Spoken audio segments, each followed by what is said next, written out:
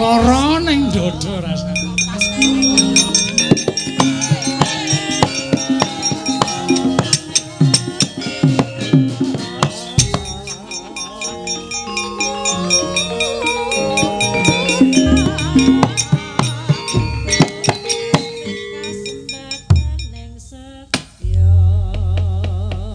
Bareng Petruk jedul ndang tung den kena kunem atuh. Rasane kok ning dada ki loru. Iki dadi pertimbangan gamelanku anyar tak nggo apa ora iki dadi pertimbangan. Engko nek tanggo gek mak do suarane do. Lara ta aku. Lek ngampet pirang-pirang sasi. Matur sembah nuwun tanpa pepindhan. Nggih. Wancine gara-gara sinambi tetembangan Petruk tak sinambi mikir bar gara-gara kingku kepiye lakune ayo kepiye ya saora-orane sing jeneng sutradara dalang meneh sebagai sutradara iki sak iso-iso ya digawe lakune rada beda disangge di krenah piye supaya perkara apik karo ora perkara penak karo ora iki mburi sing penting wani dhisik. Ora masalah. Ndakku padha karo liya-liyane mula ngladeni penonton sing ajeg kuwi jane ya angel. Nek Petruk disuwuni lakon Babat Talas terus jejere padha wae engko penonton ki sing waduh mula terus tak gawe supaya ya iso meranani penggaling para penonton, meranani penggaling para sing ado-ado nganti direwangi nganggo kol bukaan. Rawuh enten mriki ya sak bisa-bisa supaya ana kasanah liyane supaya ana berarti nek dinggokke mrono kae ya iso dinggokke mrene sikik ya iso critane digawe ngene sikik ya iso ngono sikik ya ora apa-apa ning sing baku ya kuwi pakem Babat Talas crita Babat Talas kuwi pancen ana tenan utawa ning ditulis ning buku tenan lah pakeme ya wis ngono kae. Nah iki mulai digarap sing jeneng sutradara film ki film Kuntilanak ki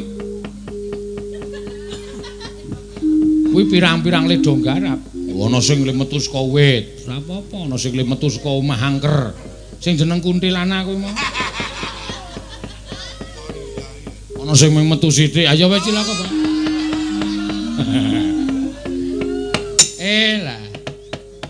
lah iki sabune do didum lah mau sentrang-senting mambu wangi bun sabun didum sindane cukup kuwi nggo gebek raine mendok kuning-kuning nggo ngosoki wah matur suwun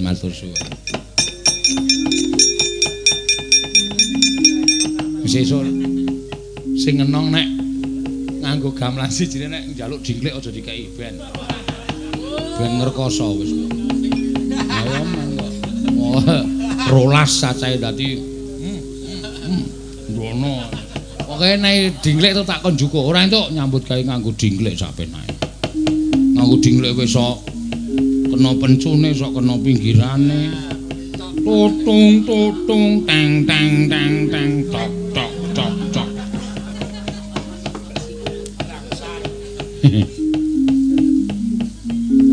mbok aja ngimpul wulung anggone ngaso sedina yo Bras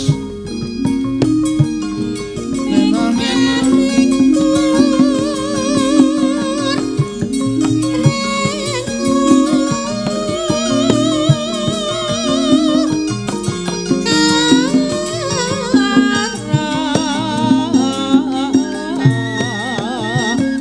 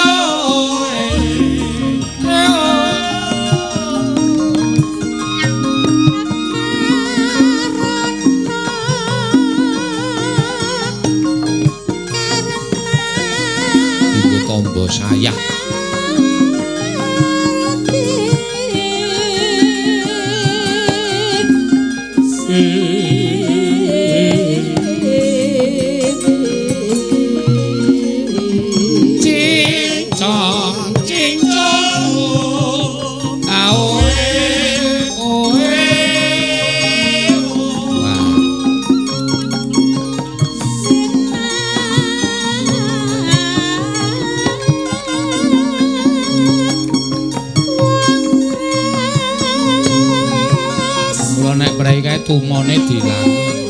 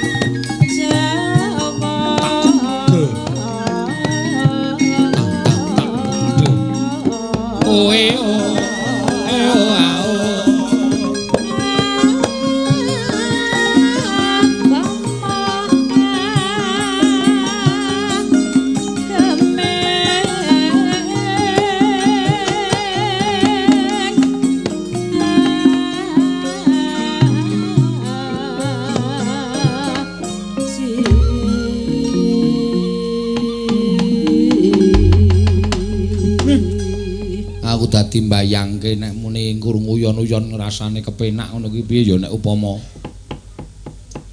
sasi pisan ki uyon-uyon nang omah golek anu bejene iki dina sing sela gelar gamelane nekake pradonga WL Klasik karo presiden-presiden sing kira-kira gelem dijak uyon-uyon rawuhke nang daleme Petruk terus uyon-uyon. Wah, aku kaya terus mbayangke tenguk nang risban gedhe kae ngedep teh sak tremose. Gula dhewe, teh dhewe dijoki terus yo. Cukur bawuk.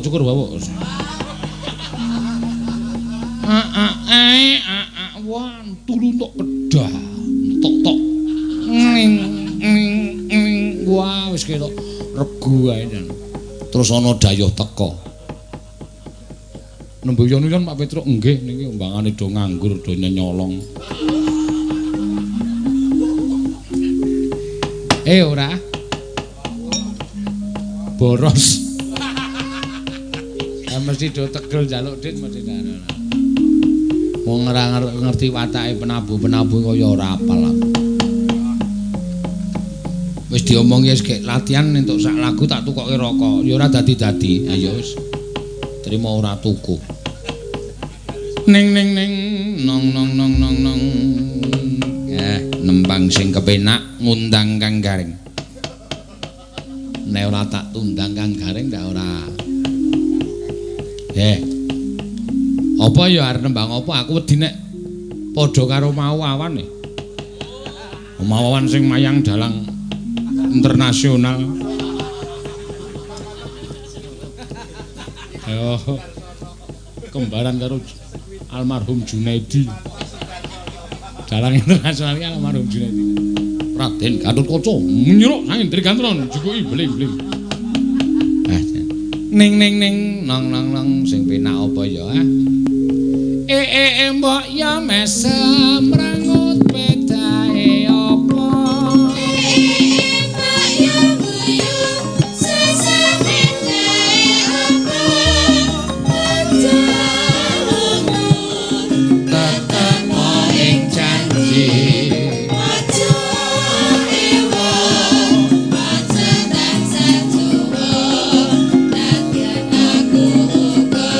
Sewa ing janji masempo yo bareng serapake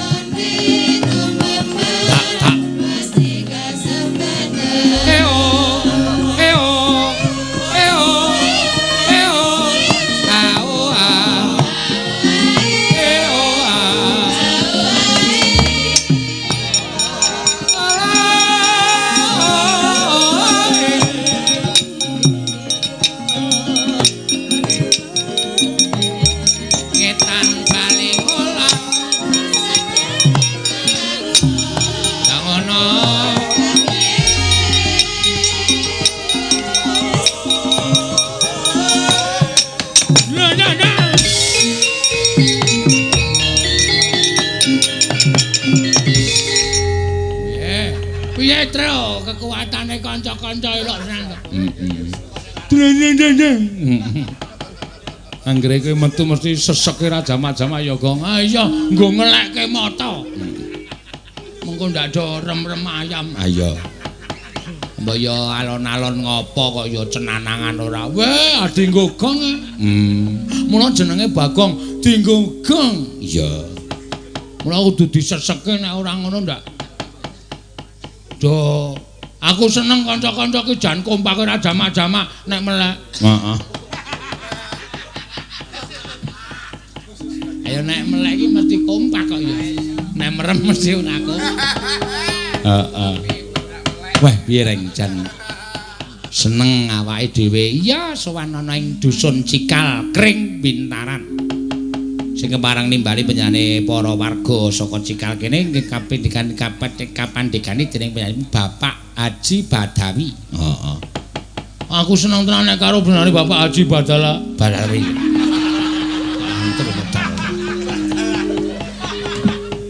Badawi, heeh. Piyaine Lembah Manah. Aku ya keluputan karo panjenengane atro. Mergane apa? Ayo ndilalah kok sing jeneng Bungah susah bejo cilaka sugih miskin lara waras ki pancen ora iso dijangka kok ya Truk. Heeh.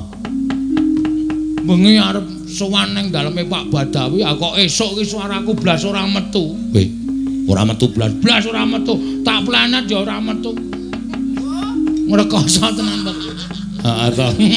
Terus tak presake. Oh, terus karo dokter niki Pak Bagong kudu ngaso. Paling tidak 2 hari, kalau enggak nanti pita suaranya pecah, malah suaranya enggak bagus. Aduh, mongko gawean isih pirang-pirang.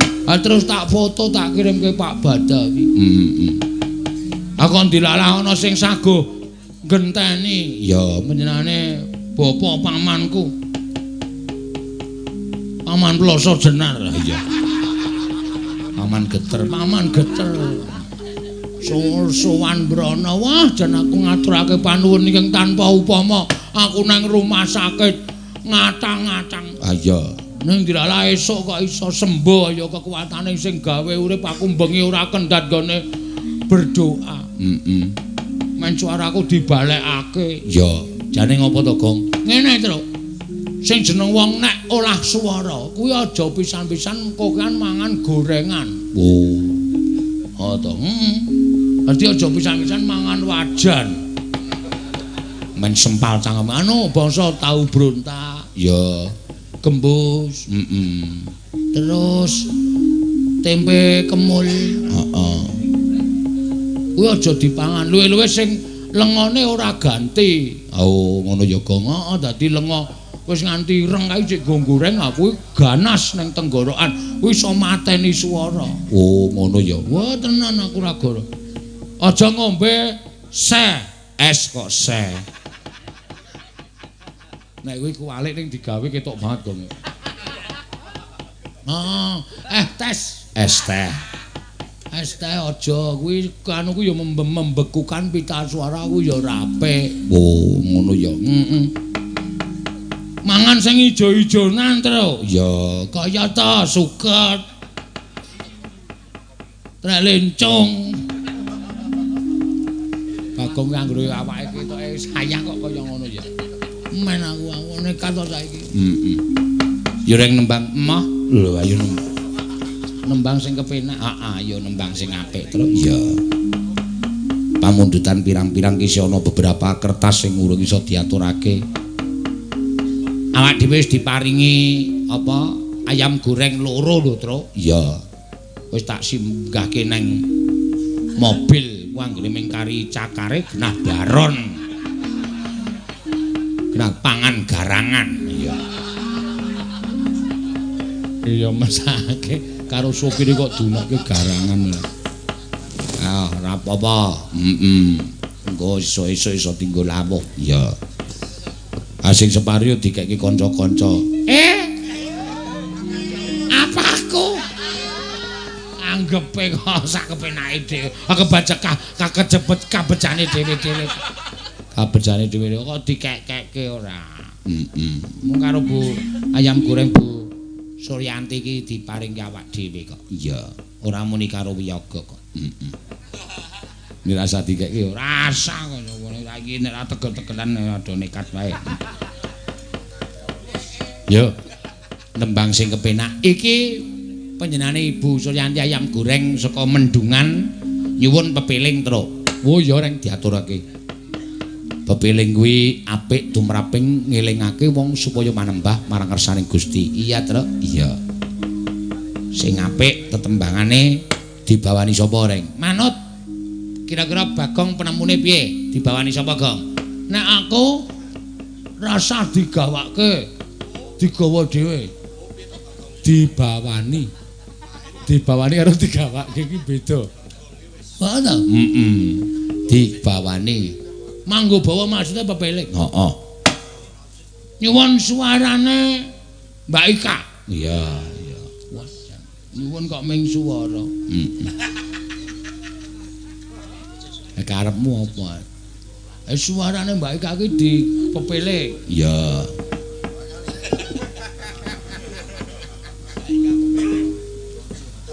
Neno.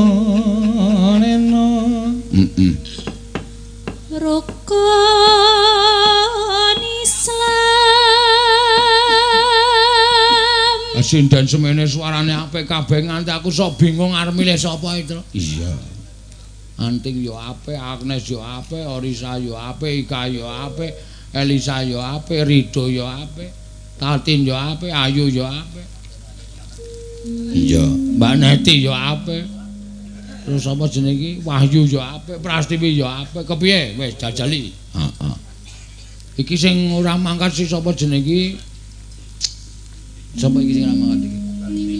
Dewi yo apik. Wah, ayo kabeh apik kabeh kok yo. Kepiye?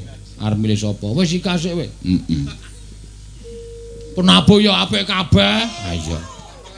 Edan tenan kok kanca-kancaku iki jan mustikaning wiyaga. Das-dasane wiyaga. Ya. Kang lima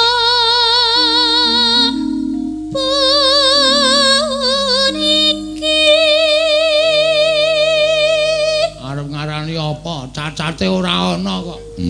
Sing ngempul ya tregel. Anggere muni sampak ya. Ku. Ora mung tabuhe ndase barang dienggo nucuk. Ku sung. Tokong. Ayo saking sing ngenong ya trampile ra jamak-jamak. Wis tau ngerti apa naboro turu? Ora. Nek sing ngenong tetep iso. Iya. Kuwi saking apale saking trampile. Iya, pancen ya.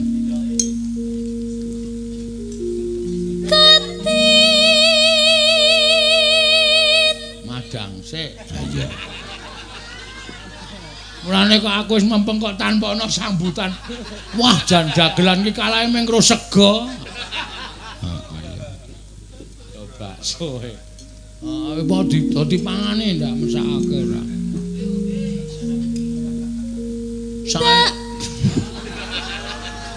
Napa Mas Bagong? Aku kira iki sok kerep bareng. Ha iya. Maksud iki kono muni aku muni ngono lho. Nek kok piye-piye. Kono mangap aku terus mangap. Ngono kuwi bareng. Nang dadi rasida to? Malah dadi rasida ya. Agol kabeh.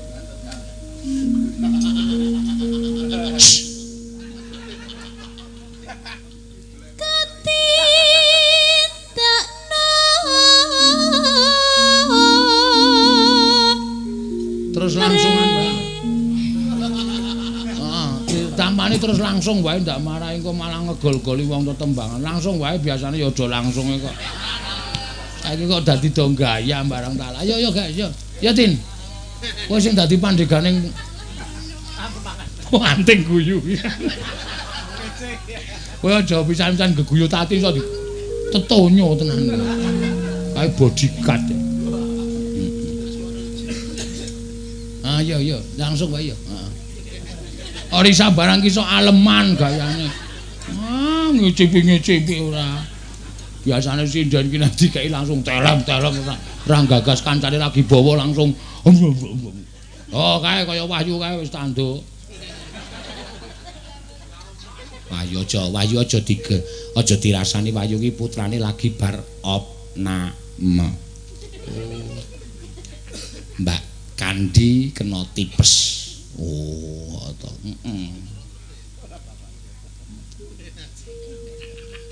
Mreng para sesama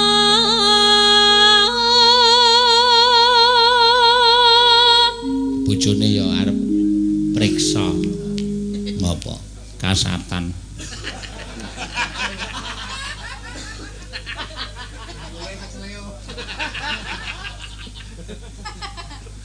Neno aja padha ditinggalke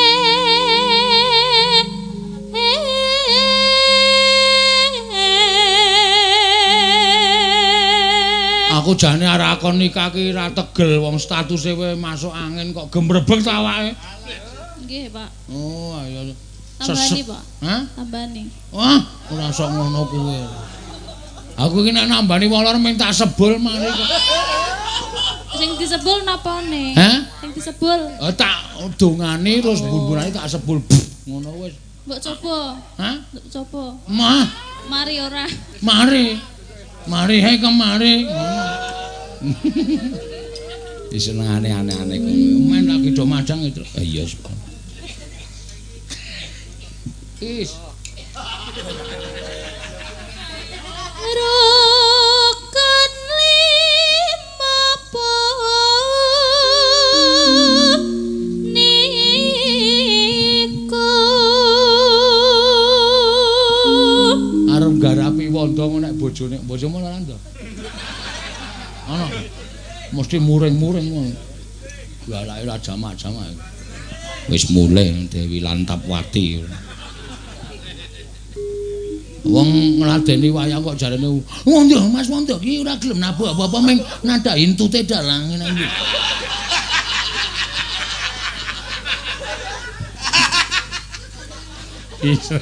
Isengane gawe ukara lho. Ora sok ngono kuwi nek pas galak nyemelangi. Wah nek karo aku gila kae. Aku anggere marono. Arjane ndi? Arep jane salon aku ya ngono. Diantenan Mas iki. Ora kaya ngono to. Ya men bojomu ki raine ora mlumpuk.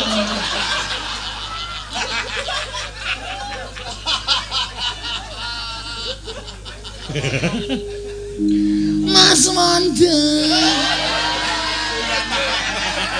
Kelingan dek ketabrak mbiyen ya. diantarke nang omah montore Yamaha 75 kae.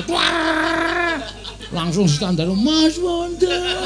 Piye kananmu Mas? Sirahe Wanda dijahit.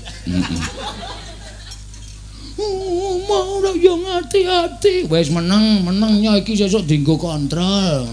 Terus meneng tak kei ide.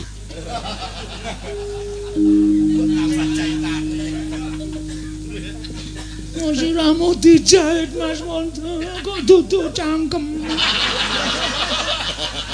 Ya, wedhus ora. Lah jiar. Tenan ra iso gogoh. Pinter tenan nek muni gogoh iwak ngono. Kathoke di klomborke kae lho nganggo kathok sing klombor. Tau tak coba ning Blumbang. Ayo gondok pancen kowe pinter gogoh. Iwak iki entekno. Oke, nyemplung-blung ngono. Kathoke dikombor kae terus mojok ngene iki. Ngerti-ngerti bek. Dulungke entuk bawal. Bek. Dulungke meneh. Bek bareng ditarik. Yung. Aku wis ngandhak udu iwak to.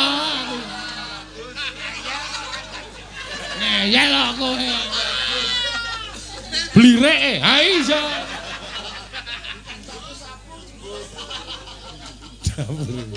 Ayo ki. Sahatate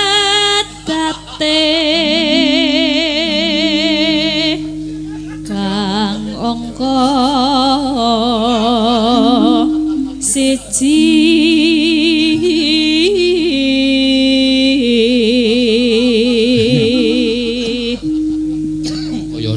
Ayo saking wae gilek-gilek kok.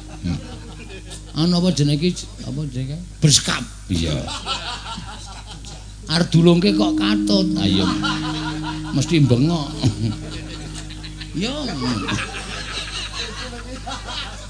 Kok tak dupak lho. Wah, Kang. Terus Kang angka loro salat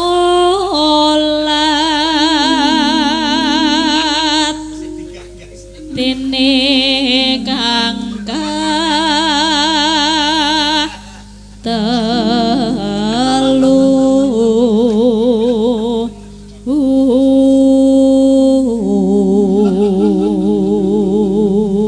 Ramadan nindake poso Ramadan nindake poso papat zakat ping 5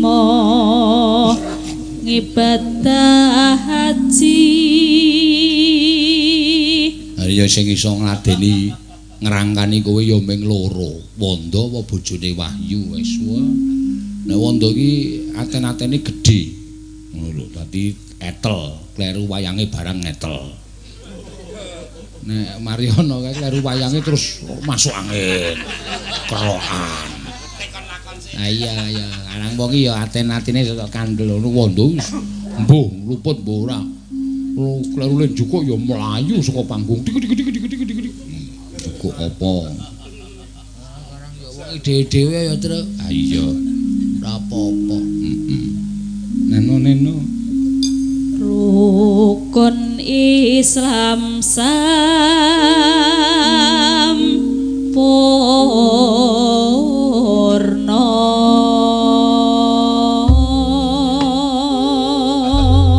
Pandengaren tenan iki sinden-sindene blas ra ana sing nyangga piring. Anggere tok lokke ngono kuwi terus do ora wani nek. Oh, ayu. Oh biasa nek ayu wis ora apa-apa. Wah, karo guyu karo diloloi.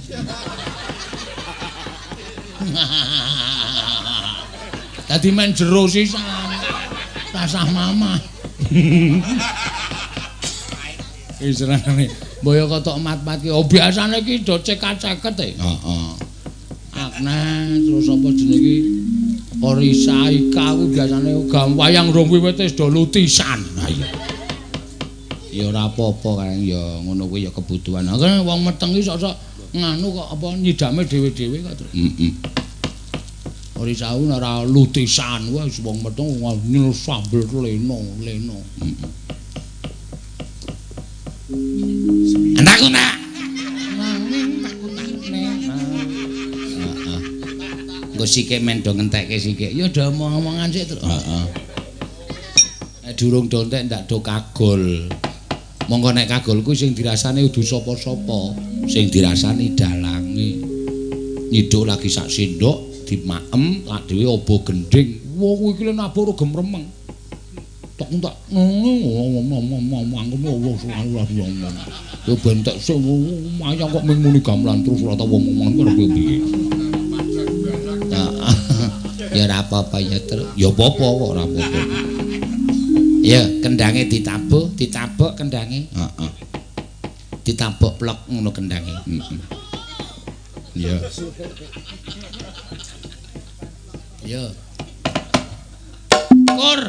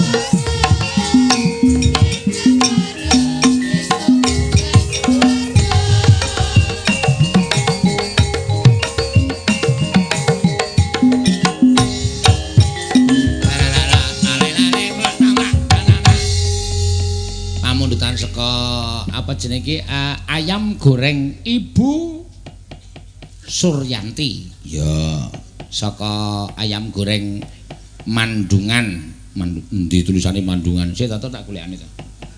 Mugi-mugi anggenipun memetri kabudayan nyuwun Mandungan.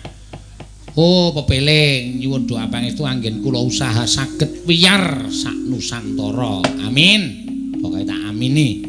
Laris manis ayam goreng Ibu Suryanti saka Mandungan terus. Ya. Iki uga ana apa? Medhi. Saking Mas Sigit Mutian Wirakerten Gending Sesideman. Oh ya, diaturake. Sing urung nembang kok kaya si Wahyu Krisnawati. Ah iya. Wahyu Krisnawati. Heeh, iki mumpung cedhak nang desane karo ngudang anake wis bali urung anakmu yo saka rumah makan. Rumah sakit.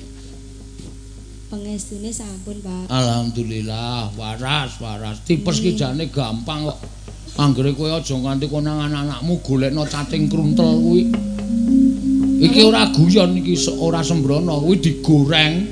Anakmu ora ngerti tok campurke wedang, tok campurke pangan tipes bablas. Weh, Bagong malah ngerti tombo-tombo herbal kuwi lho. Lho, asli aku ora gara. Oh. Nek migrain sambel liler. Oh, to. Kuwi telu. Oh, digoreng terus dipangan esuk awan sore. Weh. Iso mari, engko rak sirahe berwarna.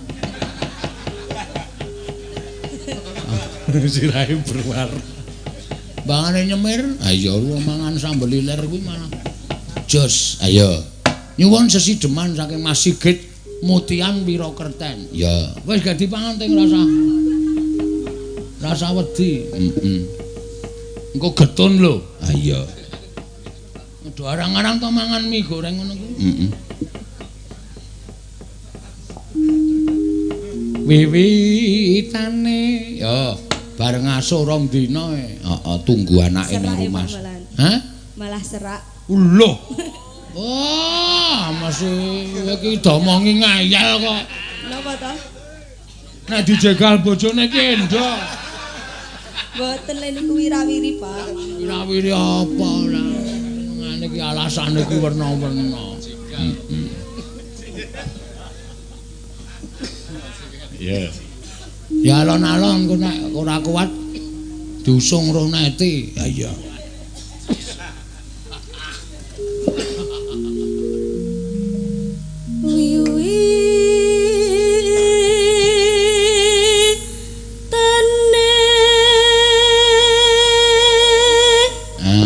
Kuat iki. Andara sang bekak. Anderek sang bekak. Wah rada ngoyo tenan. Ora apa-apa. Priya. Bagus.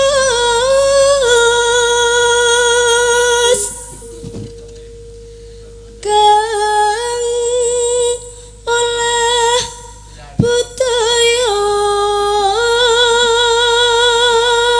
Sowan menyang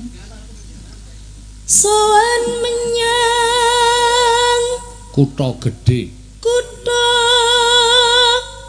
gedhe.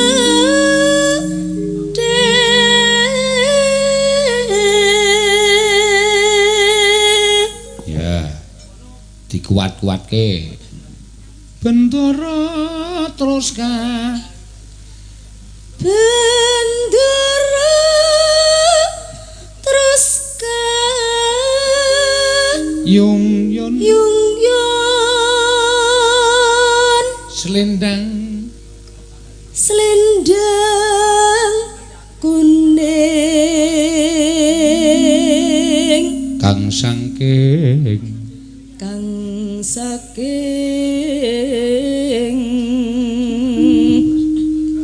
ukir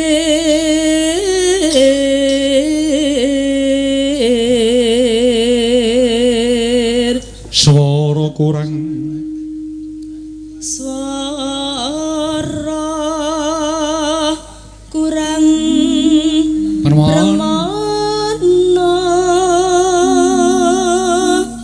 wasis ning wasis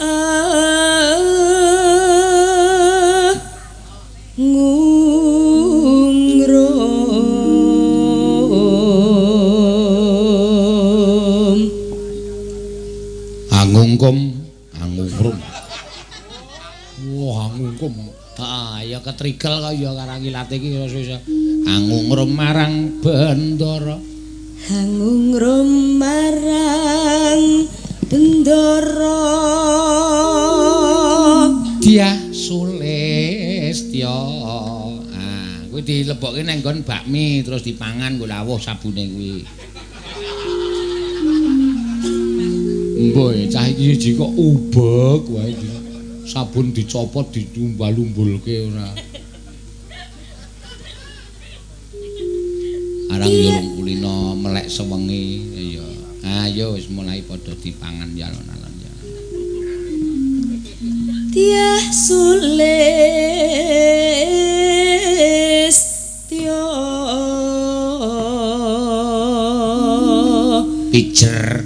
pijer ngincangake halis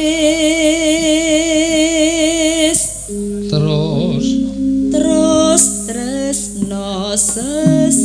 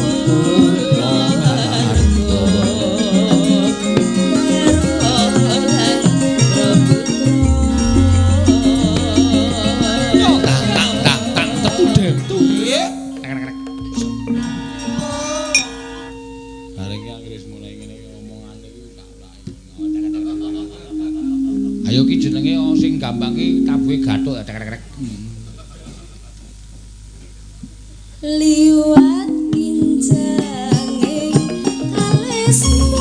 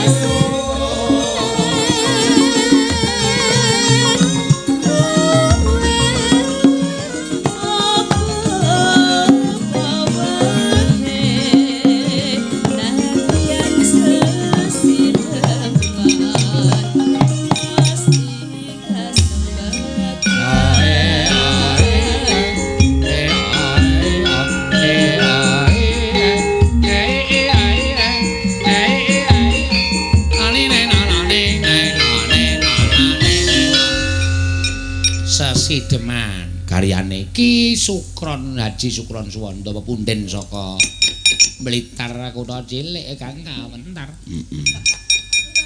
Ha nape ya reng apik kok kepiye rasane ya kecekel cakepane ya mengena iya ya truk ya nendi ngapalke sing anyar-anyar iya aduh diglekeken ya ora koso ayo piye meneh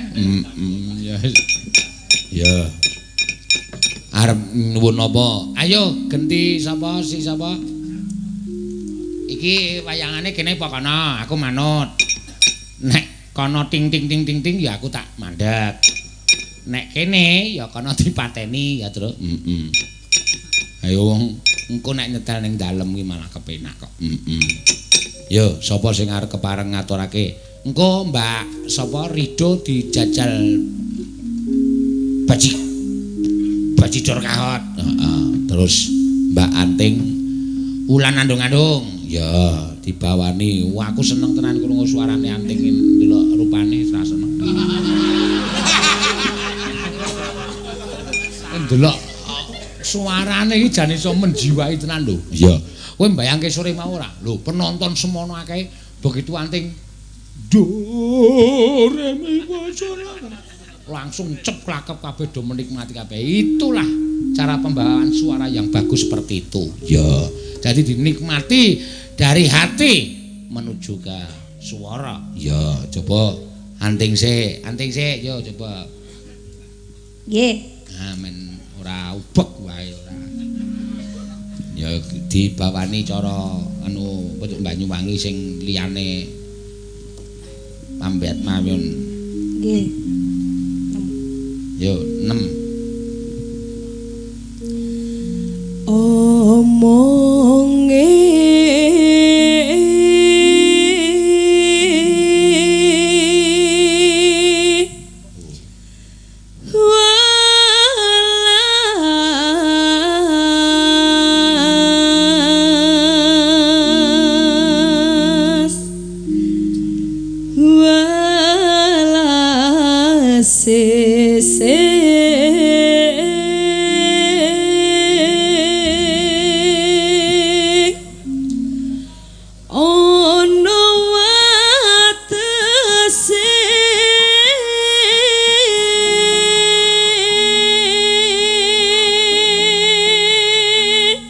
susu dinikmati kok rada kesusu kowe kok dinek kelangan gender ta iya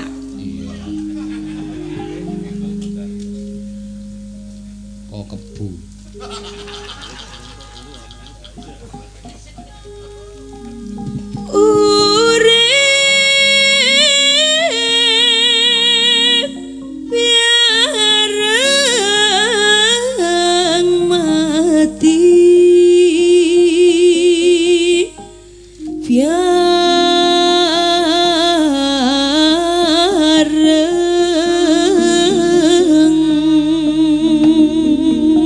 carane manuk ki nuri kok gitu.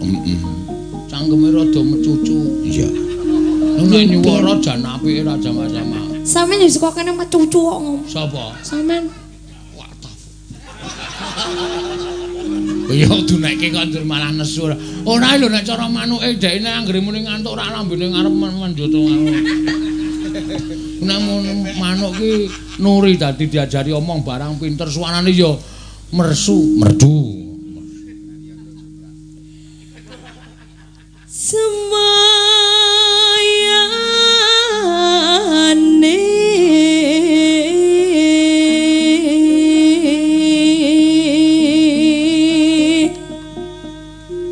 buru-buru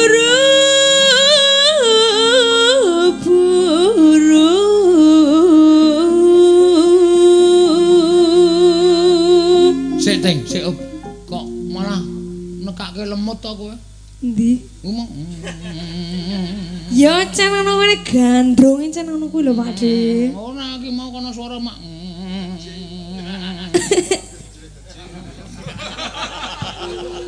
Apa ta? Lemut, suara lemut. Tolong dikeplake men modar. nek cedhek lambeku ya aku sing modar. Iki radong cah iki radong. Rung nangkap kowe. Ya. Lha apa to, Pak Dik? Ya wis nek radong rasa semaur. Tugel cucukmu. Ya. Omongane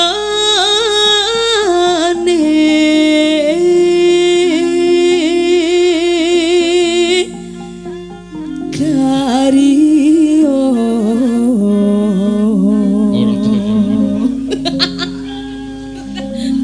Kae lho ning. Mane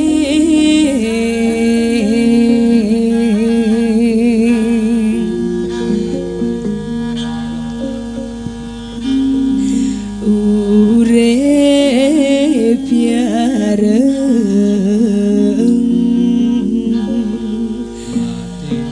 mati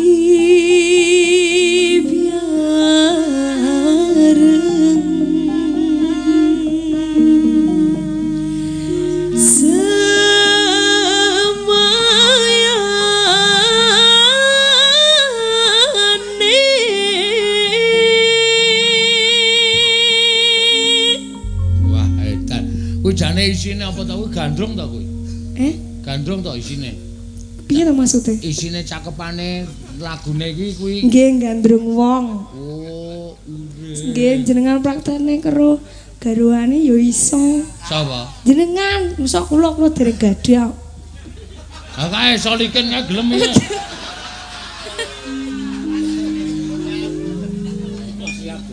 Soliken gelem apa? Jejere soliken kae. Asmara ayo. Asmara duwe idola dhewe.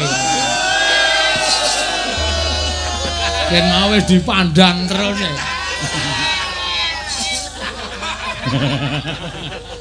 Oh nek ora siji kae ora kula Pak mboten pokok. Ayo wong.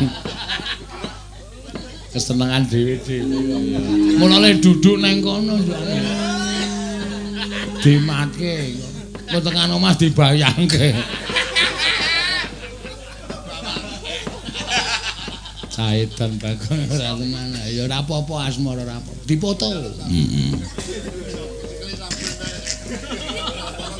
Dipoto dipajang ora dikruwes bojomu kok. Iya. Ya, wulan andung-andung.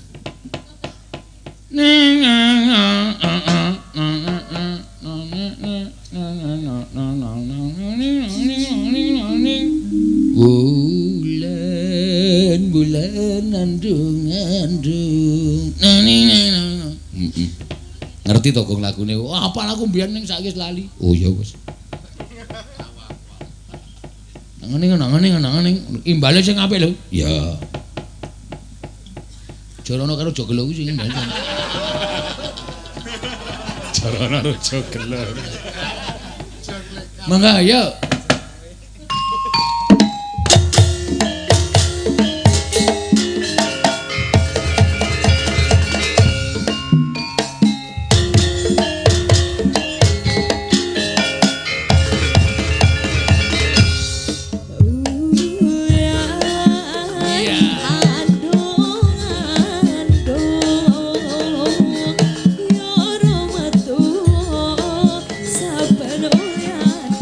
Saben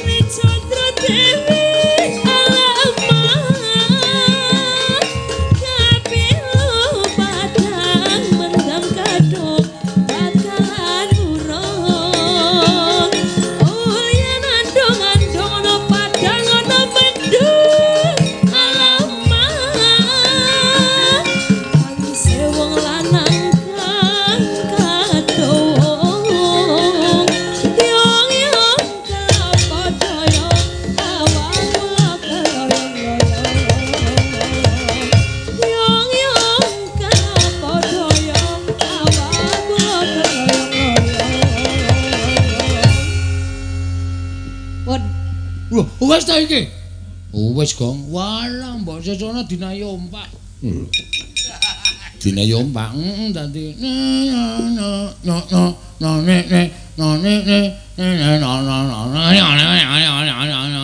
lu balungane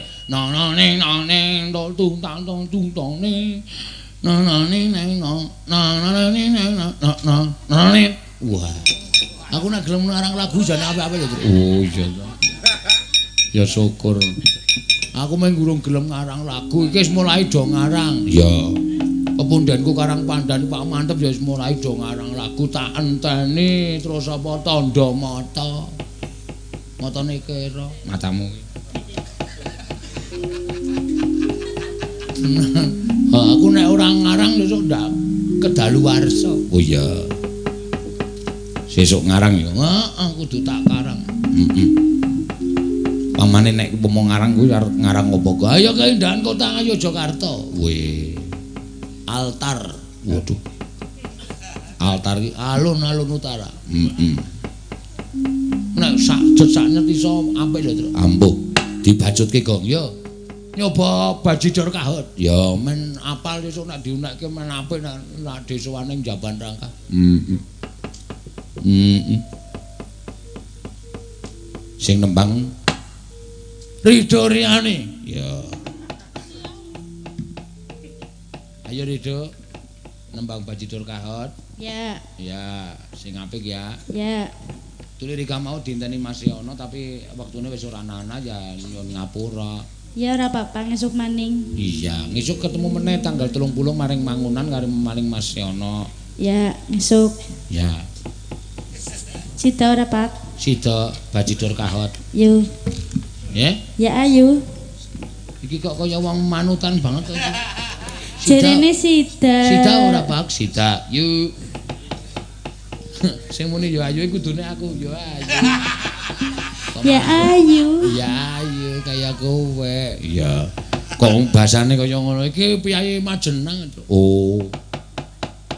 Mbok basane nganggo kaya kowe. Ayo kulonan bahasa ngapak, orang ngapak ora penak. Iya. Ora penak. Kudu ngapak. Iya. Terus nek Rika ngadeg ya jogete kiye kaya abot ngarep ya. Ngarep mburi abot kabeh. Iya kaya kiye kudu belajar joget kaya kowe aja. Iya, ngesuk nek preyan belajar joget. Tulit nyonge sak benere. Waduh, sak benere. Arep nyewake tukang joget tapi ora pada bisa kumpul kabeh sih. Terus tak sewakno tukang joget sing apik men ngajarin joget para ibu-ibu iki supaya apik jogete. Oh iya, ora pada bisa. Ora pada bisa. Ya belajar jogete karo Rika bae. Aja karo Nyong. Keprimen. Tuli wis aja Nyong wis ora iso joget. Ya wis. Wis ora bisa joget. Iya. Ayo Pak lah men ora adem. Iya, aku yo adem e. Yo. Bajidor kahot. Yo, nek Mas Heru urung apal ya men dikendangi Mas Bodong. Malah tekan dindi kowe iki. Oh, sing jaipong jenengane Mas Bodong. Kudu aja ngawur. Rika sing ngomong kok. Tuli Nyong ngomongnya Nyong plesetna kaya kowe sing jaipong sing mau jaipong ulanadung-adung mau Mas Heru. Terus tuli sakiki sing jaipong Mas Wahyu, adine Mas Wondo. Rika mesti ora percaya kok raine beda. Beda, Pak. Iya beda. Gagah Mas Wondo. Oh. Tuli Rika sinden ya rada lamur ya. Ya Mas ya. Mas Wondo. Wah, kiye aja gawe masalah Rika. Kiye cedhek omahe Wanda bisa geger maring ngomah. Apa-apa digepuke kaya kowe. Apa bojone Rika galak, Pak? Galak nemen wong kuwi calon arang. Mulane sih wis tua ya ketune ya bojone galak. Kuwi wong lanang nek kena suarane wong wedok ya kaya kiye. Walah, kulite mluntung-mluntung kaya kowe. Bojo karanyong bae Pak Nyong. Mamprung Rika. Wis genah disambel Rika sampean. Tekan ngomah yakin disambel. Kiye keneng. Kiye sirahe. Nyong ulek. Ayo nyemelangi ora. Tratapan e wonten ae. Geneng Mas Wondo diceluk Mas kayak seneng banget ya Pak ya. Iya, ya piye. Tulis sak desa nyeluke Mbah kabeh. Anu nama panjangnya kan Masa Allah tua banget kuwe maksudnya. Iya, masalah tua banget. Iya. Iya yuk. Ayo Mas Bodong, salah. Mas Wahyu. Siapa mau Mas Wahyu? Ajak kaya kowe. Iya, apa ora Bodong ya Mas? Ora. Loro bodonge loro ya. Akeh bodonge. Iya, cendhek maring dawa. Yuk dados. Ayo.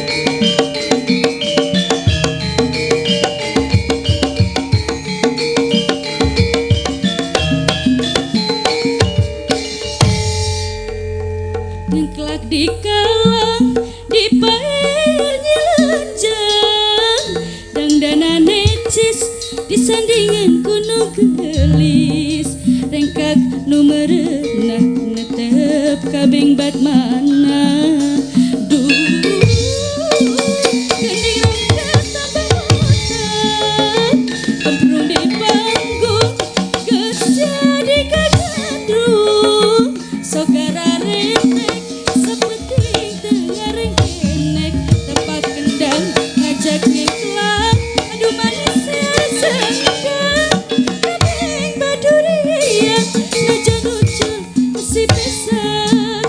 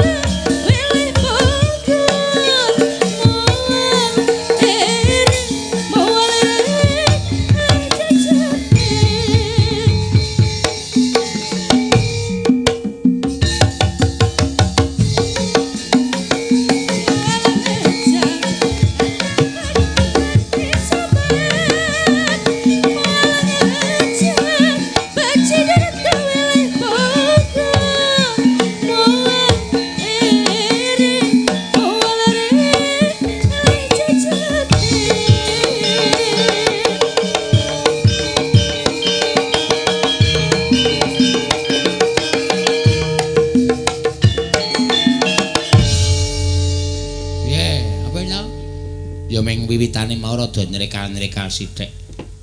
Ora apa-apa. Sing penting wis dadi bajigor kahot. Bajidor.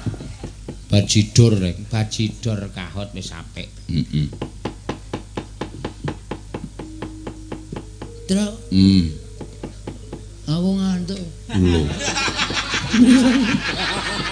Kuwi bar ngene bajidor kahot mene aku ngantuk. Omongane kok ora mulane ayo ndang nyambut gawe bantu Ndara Bratasena, Tro.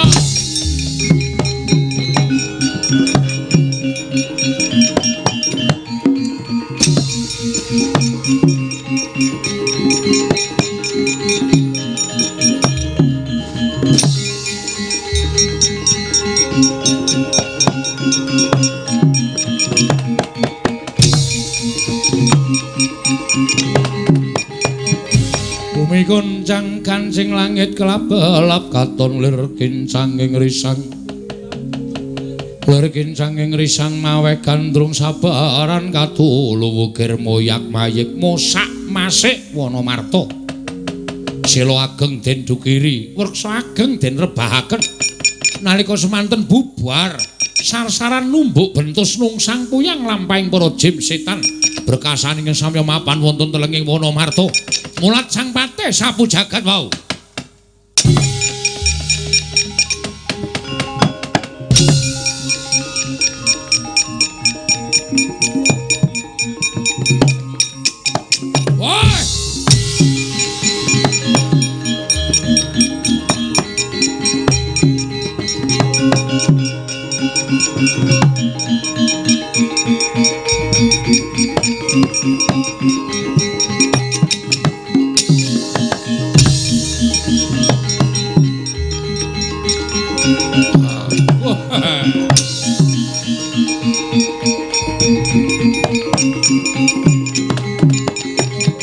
Kuto Pandhawa tata Katiwisraya Indriyaksasara Maruta Pawana Bana Margana nuwun sewu Raden. Kula ingkang abiyantara ngersa Raduka Raden Dandunwacana patih sapu jagat inggih. Ana apa dene kowe mlayu-mlayu? Sewu kalepatan diagung pangaksami nalika semanten kula jejagi wonten tapel wates negari ing Ngamarta inggih Ngendraprasta. Wonten jalma menungsa ingkang ngrisak pepasrening negari Ngendraprasta.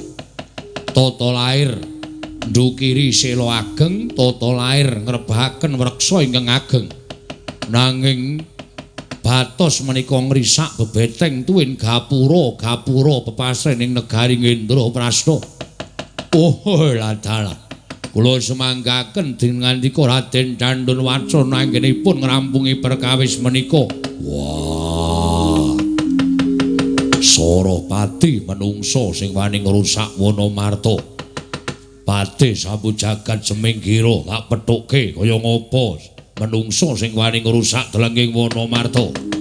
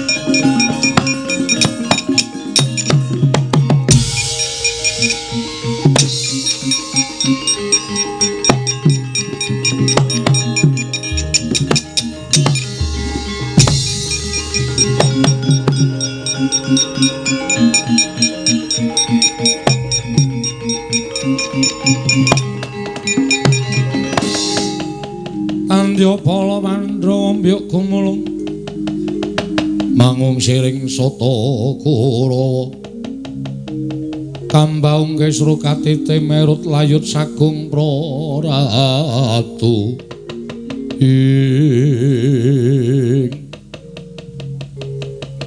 ana menungsa sing wani ngrusak pepasrening Wonomarta Ora weruh saknyatane lamun sejatine alas iki wujuding negara kajiman. Kowe sapa satriya? Wah, aku Bratasena. Kowe sapa? Kadang nata ing Indraprastha, kadang ing Sang Prabu Yudhistira, aku Raden Dandun Wacana. Kaya aja gawe rusak laladan Wonomarta, ayo seminggir. Mumpung isih gedhe pangapuraning Raden Dandun Wacana, kowe tak wenehi urip migata saka Wonomarta. Malah kowe bangsaning jim sing kudu seminggir. Derajate dhuwur menungsa tinimbangane bangsaning jim, ora ana jamak lumrahing menungsa kalah karo bangsaning jim. Kowe seminggir. Ratu Gusti Mujak seminggir saka papan kene. Wonomarta arep tak babadi. Tak gumukti aku sak sedulur Raden Dandun Wacana. Umikun sang kancing langit kelap-lapaton. Berkin sanging risang mawe gandrung sabaran katuluwu kir moyak mayik.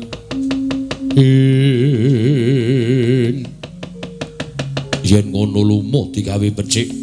Apa kowe wani karo Raden Dandun Wacana? Rangkepa sewu ora bakal tak tinggal loncat. Kelakon penjang kamu. Tinju Yomani dening Raden Dandun Wacana, ora gake maju leganing atiku.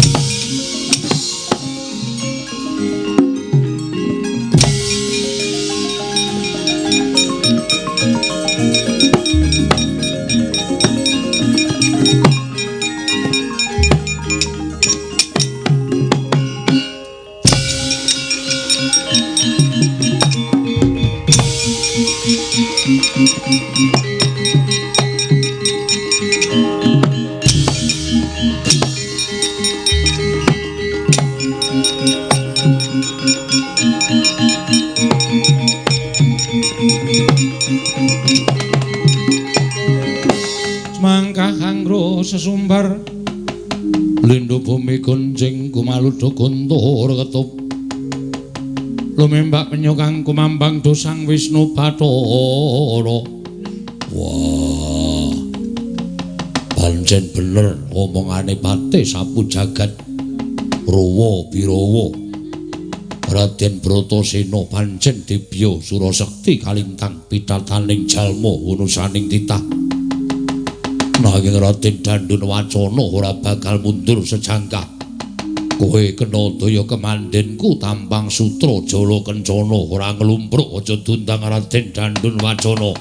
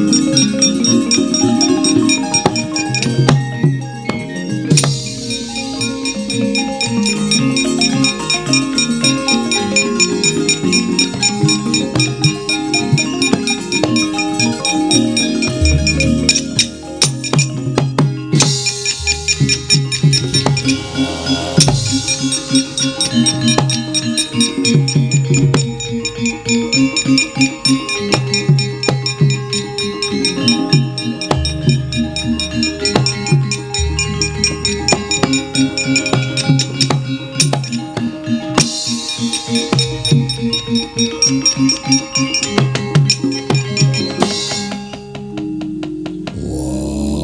Permati. Puntadewa aku tulungono. Wah, Permati kowe ndang nyusula Kakang Mule. Permati kowe ndang nyusula aku. Kena daya kemanten ora bisa nglawat. Wah, Gundi Babu anakmu lanang tulungono Gundi Babu.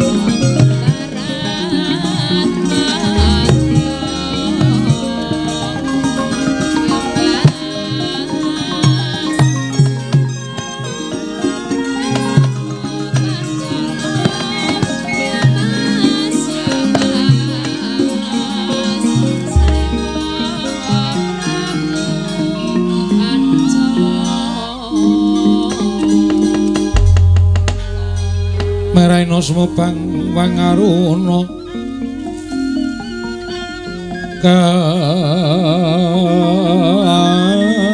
katinetraning uga rapuh sabdaning kokila ring kanikara sagetar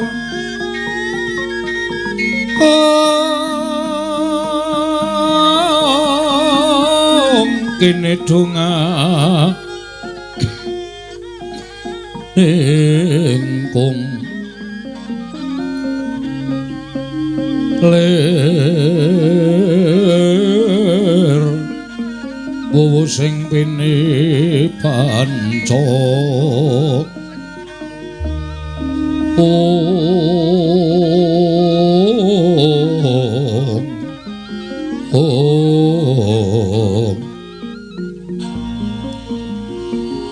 Bebetoking ayam wana mrak mangwuking pagakan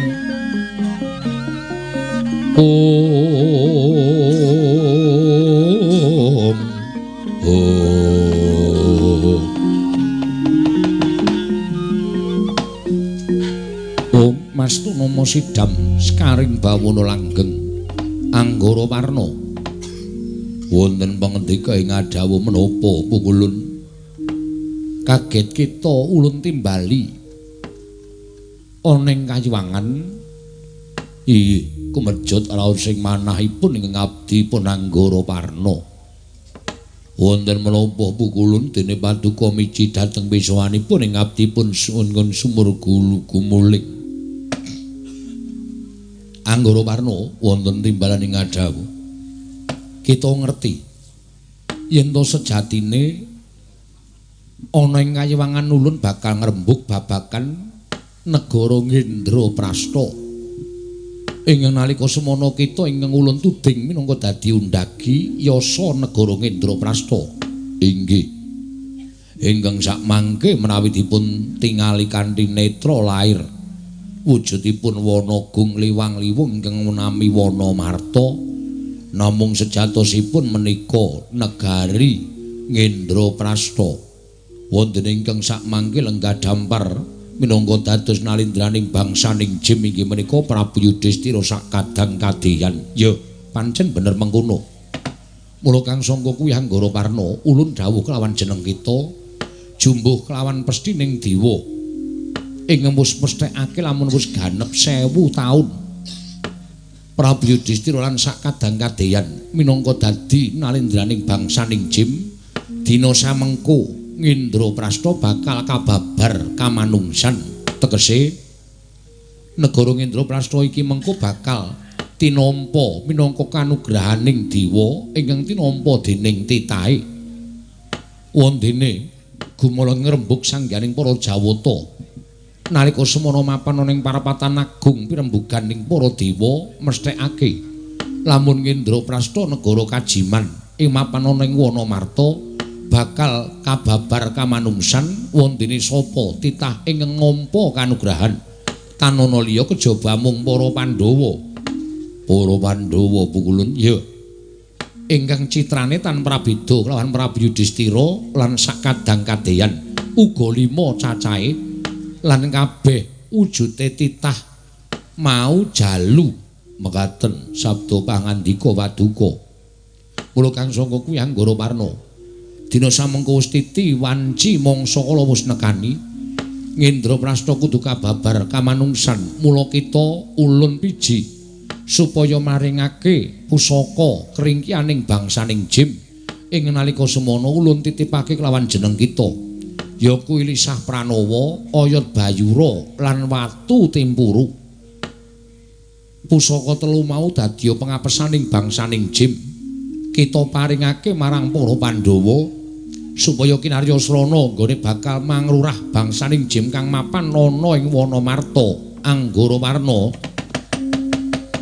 Utawandha tata Gatisraya Indriyaksa Sara Maruta Pawana Bana Margana Samirana lan Warayang Wisikan Magulingan 5 nyuwun pangapunten boten ateges kula suwala ing parintah Paduka Pukulun Sang Hyang Bathara Indra namung kemawon mugi andadosna ing kawuningan kula dereng mangertos dhateng titah ingkang nami para Pandhawa dina samengko wis miwiti babat Wanamarta kita kekalangan ning saknduring alas Wanamarta lamun ana titah wujuding jalma menungsa ing mapan ning tenging alas yaiku ingkang ngaranan para Pandhawa pusaka telu paringna marang para Pandhawa dimen dadya sarana bisa ngalahake bangsaning Jim utamane nalindraning Jim ya kuwi Prabu Yudhistira lan sakadang kadeyan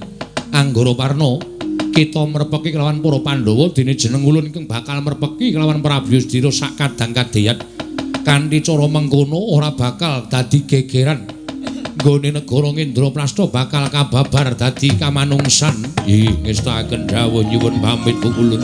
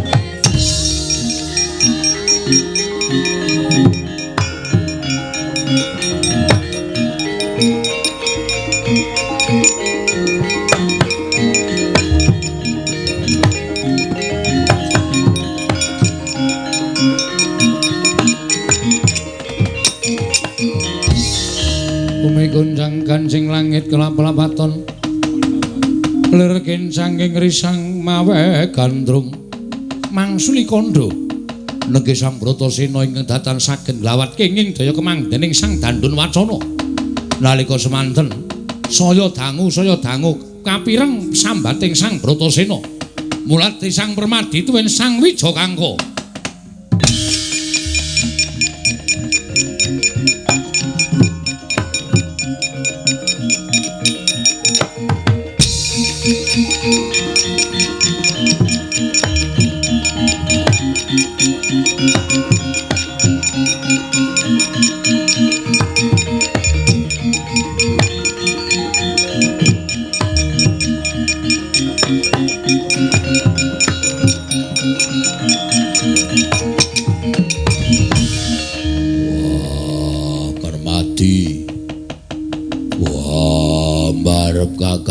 Aku tulungono Kakang Mas Paduka kenging menapa Werkudara Bratasena adiku di kena ngapa si Adi sampean kenging napa Gus lah kok ketingale mboten kenging napa-napa ning kok sambat-sambat kaya ngoten niki mesti pokal gawene bangsaning Jim to lho wah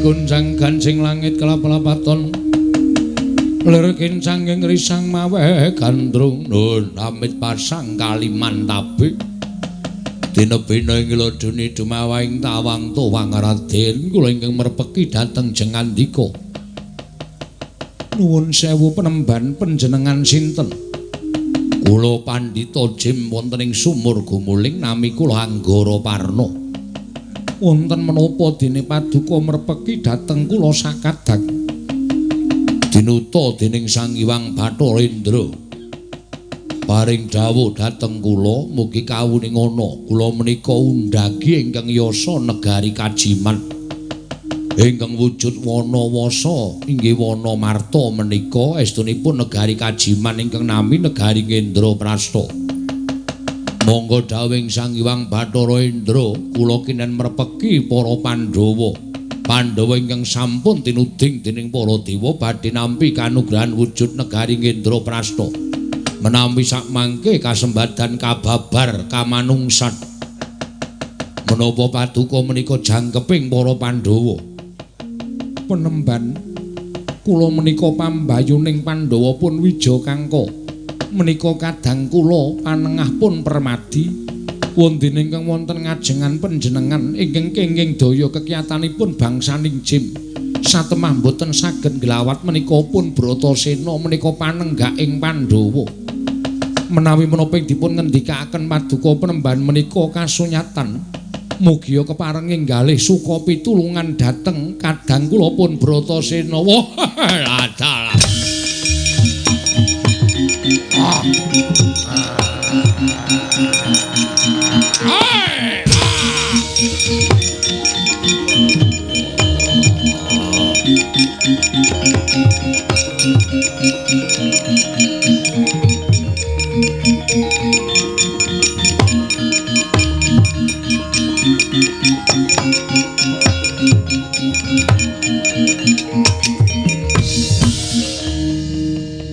Penemban ngaturaken panuwun dene sampeyan sampun kepareng ngluwari bebandanipun kadang kula. Sapa Iki penemban Anggara Parna ya penemban Citrasena Bratasena ingkang tetulung kelawan sira. Wah, ngaturake panuwun. Menika dados bukti bilih atur kula menika mboten namung kandhek wonten ing pangucap nanging kababar dados pakarti. Malah sakmangke kinarya bukti Iwang Pikulun Bathara Indra paring dawuh kaliyan kula supados kula ngaturaken pengapesanipun bangsaning Jim. 3 cacahipun Lisah Pranawa, Oyot Bayura lawan Watu Timpuru menika kinarya senjata anggen paduka saged ngasuraken bangsaning Jim. Monggo kula aturi nampi Raden.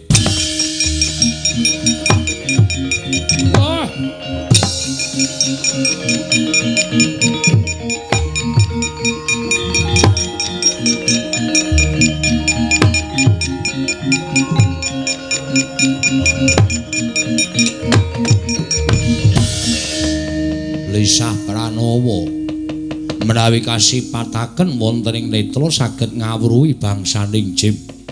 Oyot Bayura menawi kasabetaken bangsaning Jim saged lumpuh tanpa daya. Watu Timpuru menawi dipun sawataken bangsaning Jim saged lebur tumpur tanpa dadi. Mekaten penemban inggih. Monggo Raden kula aturi nampi. Lan kula suwun kanthi sanget sampun ngantos wonten ingkang cicir Pandhawa gangsal kedah nasak dumugi tengahing wana marta Raden.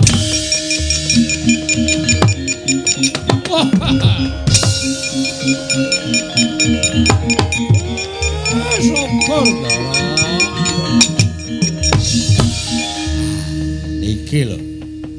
Kula rak wis matur to napa-napa niku nek diniati tenan mongko tekan tekad adat saben sok kasembadan. Yo. Dipul apa kang dadi pengendikamu mesti tak gimbol ana ing telenging ati. Syukur. Niki trontong-trontong pun wonten sulak ing pepadang, Gus. Ndara Werkudara kang rayi pinten tansah digendhong ngestu padha dawuhe Anggara Parna. Iya, Kyai Semar aku mengkari manut Kyai Nayantaka.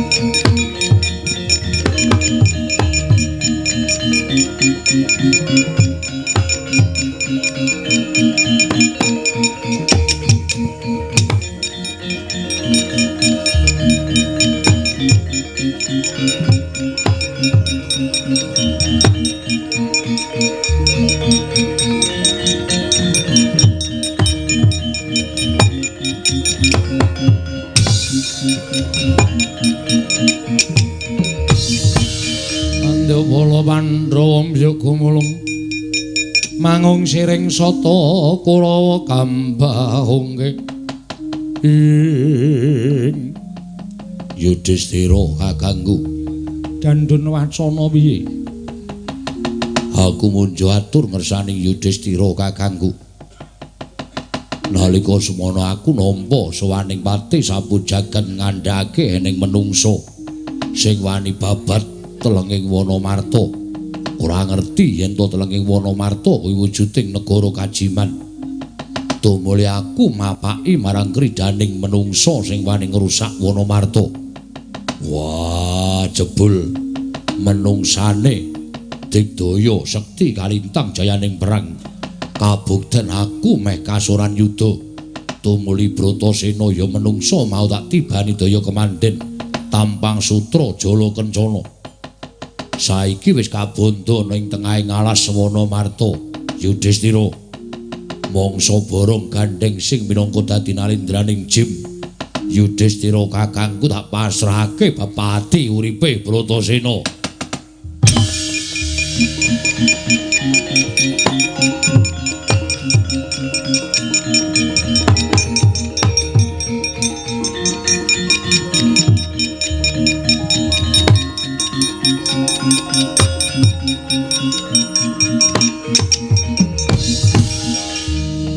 Menungsa salah gawe Dandun Wacana ya ora ana pangapura kanggo menungsa ingkang wani ngrusak telenging Wonomarta. Luwih-luwih wujuding satriya mestine awas paningale lamun Wonomarta kuwi dudu papan wujuding Wanawasa nanging negara kajiman. Mula ora ana pangapura kanggo menungsa ingkang wis wani ngrusak telenging Wonomarta kejaba mung kudu dipatrapi paukuman. Ingkang sak traju sak bobot kelawan keluputane ya kuwi paukuman pati. Dimen padha ngerti yen to Wonomarta ora kena dienggo gegabah dening sapa wae Dandun Wacana.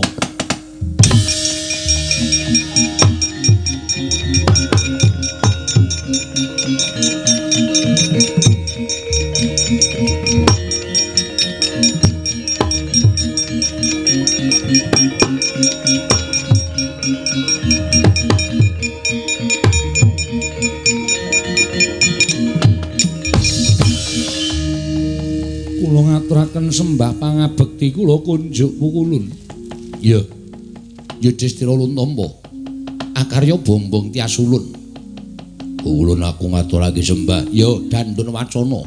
Pukulun kula ngaturaken sembah Danang Jaya. Pukulun kula ngaturaken sembah Tripala Dama Granti Luntampa. Ora liwat pangestu lun tampan ana kabeh. Wonten menapa dene paduka pukulun kepareng rawuh wonten ing negari Ngendraprasta mrepeki dhateng jasad kula Yudhistira kula wonten dawuh kita mbok menawa isih kelingan nalika kita ulun utus minangka dadi rajaning bangsaning jim mapan ana ing Wonomarta ya ing Ngendraprasta winatesan 1000 taun suwene mongko saka pitunganing para Jawata dina samengko iki wis ganep 1000 taun jumenengane si Yudhistira ning negara jim ya kuwi Ngendraprasta. Monggo nalika semana para Jawata wis nganakake parapatan agung wonten ing rinembug tanana liya kejaba mung ngemuti kelawan praja Ngendraprasta ya kuwi praja ulun. Ingkang nalika semana ulun ingkang yasa Sang Hyang Jagat Giri Prati wis paring dawuh lamun negara Ngendraprasta kudu dadi kanugrahan tumraping titah ingkang wis katarima uripe. Wondene kita bangsaning jim kudu bali marang asal mula-mulanira. Mula kang sangka kuwi ulun prapta ana ing Wonomarta sayekti paring dawuh kelawan jeneng kita sak kadang-kadheyan. Dina samengko kaya wis rampung pakaryanan kewajiban kita momong marang negara Ngendraprasta. Kita kudu bali marang asal mulanira. Nanging sadurunge kita bali kita kudu masrahake negara iki marang para Pandhawa ingkang wis truding pikantuk kanugrahan Ngendraprasta. Yudhistira, kita mboyaken awel sabab lamun kita suwala kelawan dawuhing ulun sayekti kita bakal suwala kelawan dawuhing kabeh para Jawata ing mapan ana ing kayiwangan. Sayekti bakal gedhe walate. Dubu kulun sesemban kula menawi tela mekaten dawuh paduka kula mboten badhe selak menapa ing sampun paduka dawuhaken badhe kula candhi nggo jimat lan tertentu badhe kula lampahi pukulun bagus sadhela meneh bakal ana satriya 5 cacah ingkang prapteng ana ing Wonomarta ya kuwi ingkang aran Pandhawa ya Pandhawa ingkang wis tinuding bakal nampa kanugrahan wujud negara Kendraprasta ingkang bakal kababar kamanungsan Yudhistira lan sak kadang-kadang kabeh.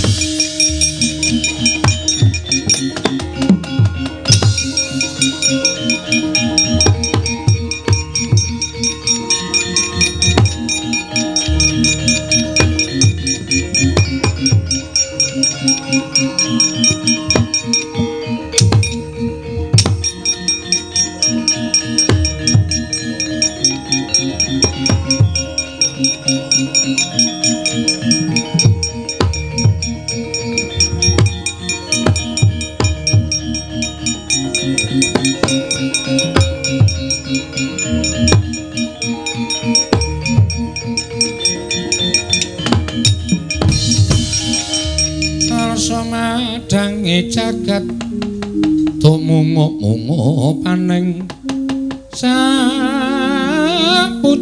wukir marebak bangsa merat keneng soroting surya mega lan gunung nuwun sewu Raden menapa kepara saestu bilih paduka ingkang kekasih Raden Wijayakangka.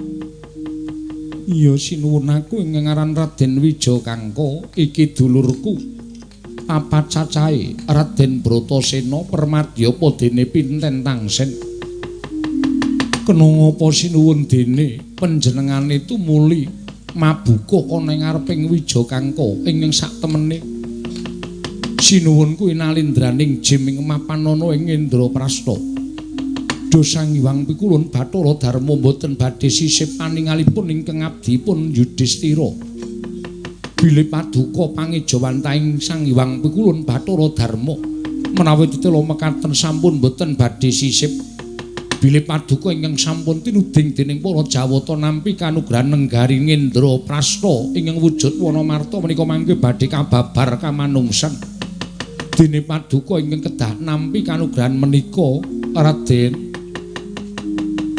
mila ingkang saking menika saderengipun kula wangsul dene kula menika bangsaning jim wangsul kula inggih mapan wonten ing wewujudan ingkang sekawit wujudipun Agni utawi geni kula namung badhe munjuk atur ngersa paduka Raden Wijayakangka menawi mangke paduka sumerep wana marta menika sampun wujud negari menika wonten gangsal negari ingkang tengah menika ingkang winastan Indraprasta ingkang ngiring kilen menika winastan Jodipati nggih Nunggul Pawenak menika papanipun kadang kula Dandun Wacana ingkang ngiring ler menika winastan Madukara menika papanipun kadang kula Danang Jaya wonten ingkang wiling wetan tuwin kidul menika winastan Sawu Jajar tuwin Bumira Tawu menika papanipun kadang kula Tripala Drama Granti ingkang tengah ingkang ageng piyambak menika negari Indraprasta menika papan dunung kula sumangga kula caosaken paduka Raden